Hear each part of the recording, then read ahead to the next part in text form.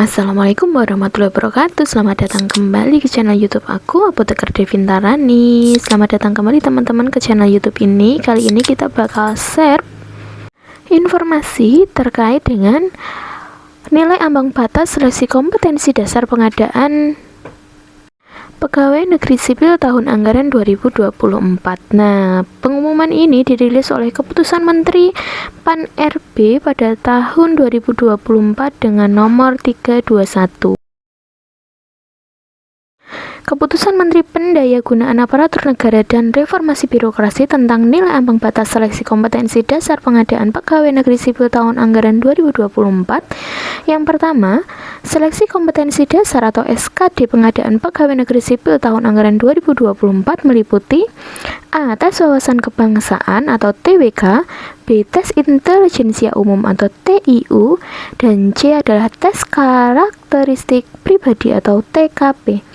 Nah, kedua, materi SKD sebagaimana yang dimaksud pada diktum pertama meliputi untuk tes wawasan kebangsaan atau TWK bertujuan untuk menilai penguasaan pengetahuan dan kemampuan mengimplementasikan 1. Nasionalisme, 2. Integritas, ketiga bela negara, keempat pilar negara, kelima bahasa negara. Kemudian TIU atau tes intelijensia umum bertujuan untuk menilai penguasaan, pengetahuan dan kemampuan mengimplementasikan 1. Kemampuan verbal yang meliputi analogi, silogisme, analitis, kemudian kemampuan numerik yang meliputi berhitung, deret angka, perbandingan kuantitatif, dan soal cerita. Kemudian ada juga yang ketiga, kemampuan figura yang meliputi 1. Analogi, kedua ketidaksamaan, ketiga serial.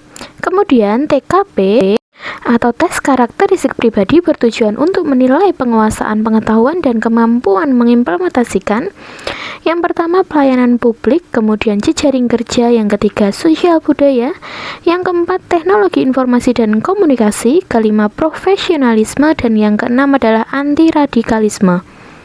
Ketiga, SKD sebagaimana yang dimaksud pada diktum pertama dilaksanakan dalam durasi waktu 100 menit.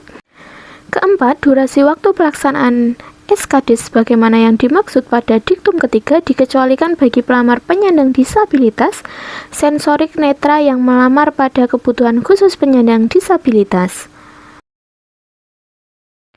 Kelima, SKD bagi pelamar sebagaimana yang dimaksud pada diktum keempat dilaksanakan pada durasi 130 menit.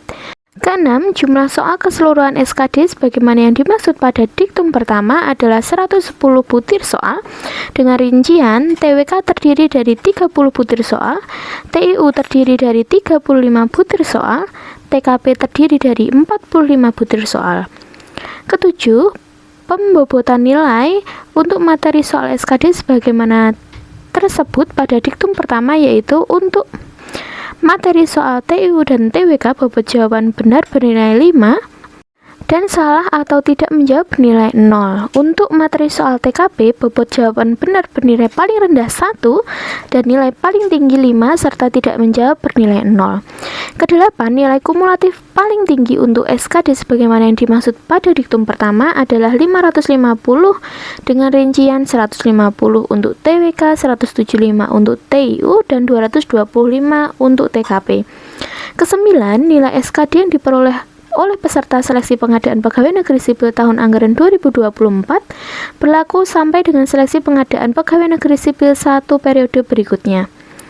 Dalam hal peserta seleksi pengadaan pegawai negeri sipil mengikuti seleksi pada periode berikutnya, maka nilai SKD pada periode sebelumnya dinyatakan tidak berlaku. Nilai ambang batas SKD adalah nilai minimal yang harus dipenuhi oleh setiap peserta seleksi. Ke-12, penetapan nilai ambang batas bagaimana yang dimaksud pada diktum ke-11 yaitu 65 untuk TWK, 80 untuk TIU, dan 166 untuk TKP.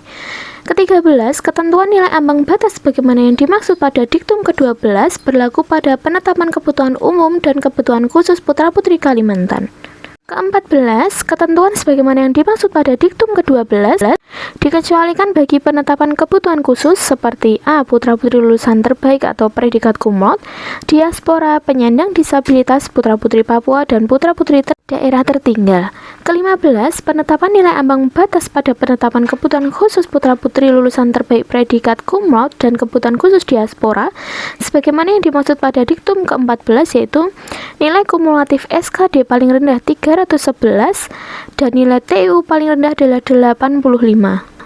Ke-16, penetapan nilai ambang batas pada penetapan kebutuhan khusus penyandang disabilitas, kebutuhan khusus putra-putri Papua, dan kebutuhan khusus putra-putri daerah tertinggal sebagaimana yang dimaksud pada diktum ke-14, yaitu nilai kumulatif SKD paling rendah 286 dan nilai TIU paling rendah adalah 60. Nah, ke-17, keputusan ini mulai berlaku sejak tanggal ditetapkan dan apabila di kemudian hari terdapat kekeliruan akan diubah sebagaimana mestinya. Nah, teman-teman, pada channel YouTube aku kali ini aku bakal share lebih banyak terkait masing-masing apa yang diuji dalam tes TWK, TIU atau TKP. Kedepannya aku bakal share lebih dulu yaitu terkait materi dari masing-masing topik. Tadi di awal saya sudah menyampaikan terkait apa saja yang akan diujikan dari masing-masing penilaian.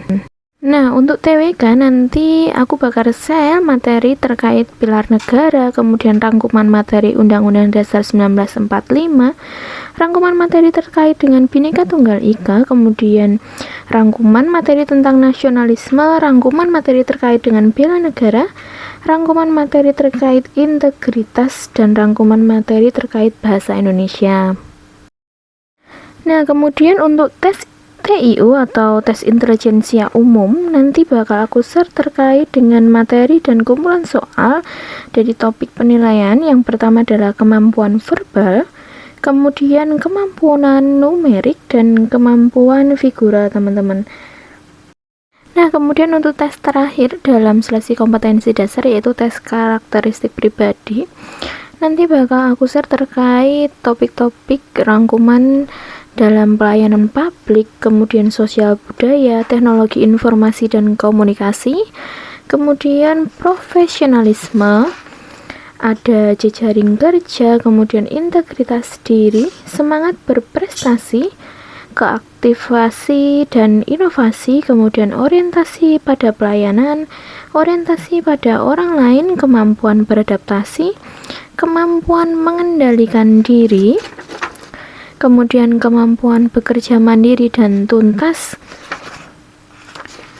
terus kemauan dan kemampuan belajar berkelanjutan, kemudian kemampuan bekerja sama dalam kelompok, dan yang terakhir adalah kemampuan menggerakkan dan mengkoordinir orang lain.